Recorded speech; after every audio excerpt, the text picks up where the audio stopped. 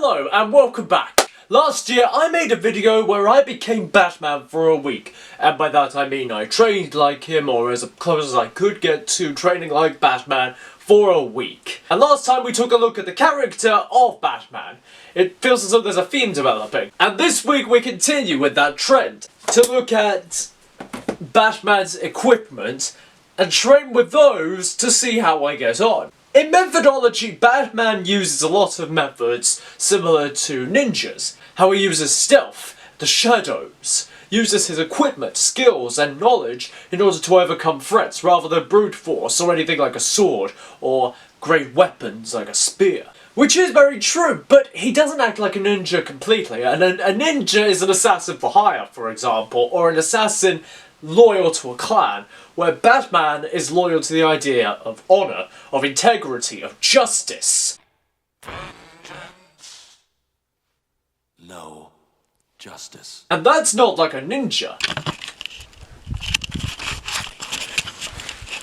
That's like a knight. Batman is known as the Dark Knight. So what happens if you take the methods of a knight and put them together with the methods of an assassin? What do you get? Well, for one thing, you get the excuse for a halfway decent YouTube video. And it all hinged upon not only the primary weapon of Batman, well, one of the primary weapons, but also one of the primary weapons of one of the most well-known assassins in media. The kunai. Is that meant to be the right thing? The throwing knife. The grappling hook. The chain whip. I don't know, what would the proper name be? The one that you throw. Like that. Now Batman of course has his grappling hook, which he uses in such examples as the Arkham games to bring enemies closer to himself, whereas characters like Scorpion will again use it for the same purpose as well as for long range attacks. But how will we chain that in to such examples as using a sword? So today I'm going to try and chain together not only training with a kunai, but see what happens if I string it together with a sword. Now I will admit I don't have anything like a Templar sword on hand, so I got my closest approximation, the Jian. It kind of has that similar shape with the crossguard, creating sort of the similar shape to the cross. Not completely, but in relativistic. But more importantly, out of the swords I have, this one is the lightest. And if I'm going to use this one in accordance with another weapon, I'm going to need a lighter sword. Not one that I need two hands, for example, to wield. There is precedence for this. For example, using a knife in the offhand with a sword is well known in dueling. But not with a bit of rope attached that also throws and catches said knife. That's a whole kettle of fish. There's a whole string of pendulum physics that's worked in as well, so it'll be interesting to see how this all comes together. But you know, maybe I should use this as a catalyst to really up my training, you know, really get into the nitty-gritty. And when it comes to a weapon like this, the first thing you want to know about is accuracy. How well your aim is. And it's not just about throwing it, it's also about being able to catch it and seamlessly incorporate it into your movements.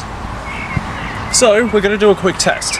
Just on baseline, I'm going to throw this 15 times and try and catch it those 15 times, and we'll see how many times I catch it out of those 15 times. Then we'll get a good average of how accurate I actually am.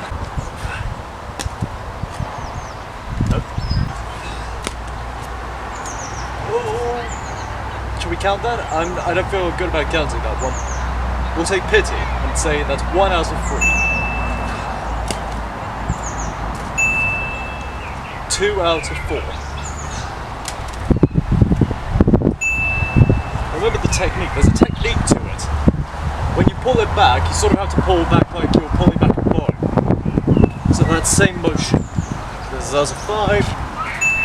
And the bow motion, it works. Also trying to test my accuracy. Oh. See, I shouldn't talk while doing this. 7. Trying to make sure my accuracy is good as well, because I'm trying to aim for certain parts of the tree. Trying to make sure my aim is still good.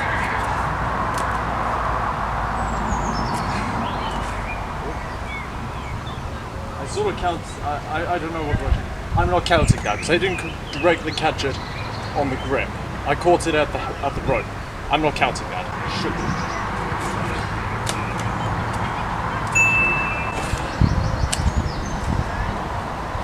counting. 5 out of 11. 12. 6 out of 12. So we're about 50-50 so far. 1 out of 14.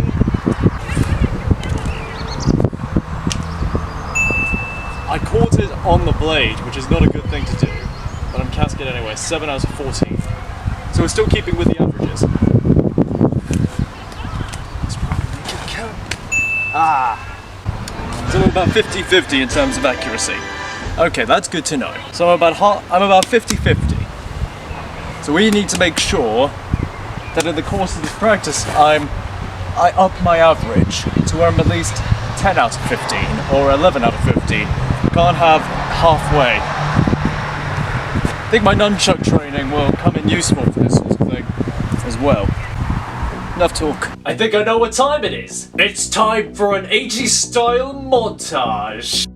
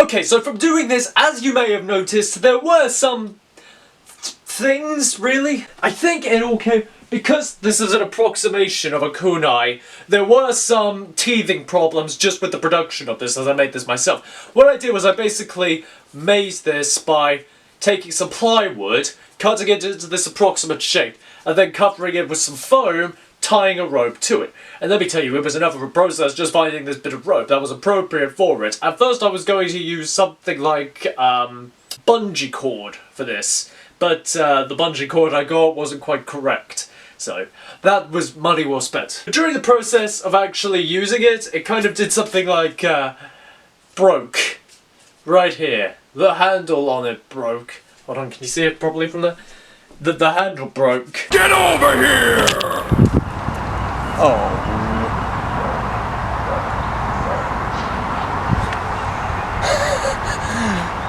Ruined over a dumb joke. That's not good. There we go, hopefully this holds. I definitely think I will continue to train with this. I think I need to train with this further if I want to get good with it, but I also think I just want to train with it in general, as, you know, it's kind of fun to do so. I will say though that because it's not made perfectly in order to, against like wind resistance for example, because it's quite warped, there was a lot of wind resistance involved, a lot of drag involved, so it really went off target at times when I was just swinging it around. Using it just as in general as a regular knife was interesting to use it like that. I found it better actually to use it like this, in reverse grip fashion, which is probably not what you're supposed to do. You're supposed to use it to stab and slash and such, but I found for my purposes, working in with my martial arts training, it worked a lot better. I'm not. Maybe that's just something relative to close quarters combat and just relative to daggers, to knives. With a sword, you're not meant to do reverse grip, but with this, you never know. I definitely think though that from using it with a sword, there's a reason why using a sword with a knife was only relative to dueling, to after actual warfare. Your defense is and your maneuverability, weirdly enough, is worse. I found myself feeling more cautious about moving around just in case I put my hand in the wrong area and stabbed myself with the knife. Oh, look at that. I've been impaled. Sword and shield obviously is the better combination, but it's always good to have that knife with you just for the sake of utility. But now is the time in the YouTube video where I reveal the mystery opponents that I am now going to face with my newfound skills and utterly own them. And, yep, that totally happened.